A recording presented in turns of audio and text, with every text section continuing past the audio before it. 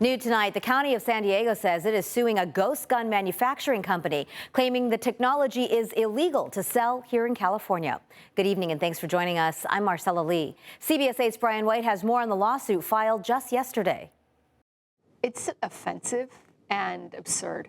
We know exactly what this machine is for. The county is suing Defense Distributed over this device they sell called the Ghost Gunner. It's essentially a 3D printer. They had a machine that prints guns in your house, and it was branded as a ghost gunner to print guns in your house that were untraceable firearms. They're claiming the company pulled a bait and switch in order to comply with state law, rebranding the Ghost Gunner as the Coast Runner. The state of California passed a law that made that machine and the title of that machine illegal.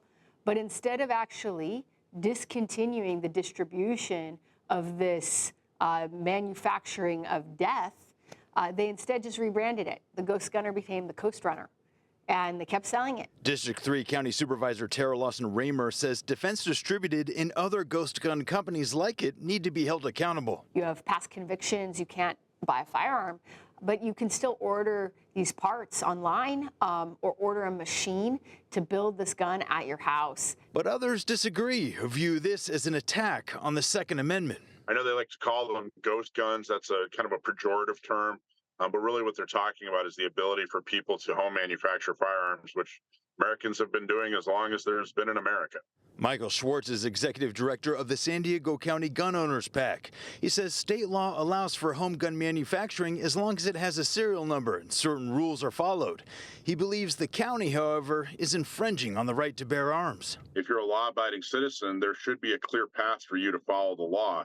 And what they've done in the county is they've distorted and disrupted state law in order to stop law-abiding people from following the law. Supervisor Lawson-Raymer, however, says they're sending a clear and necessary message. We're telling them loud and clear that there will be no ghost guns and no illegal distribution of firearms allowed on our watch. Brian White, CBS 8.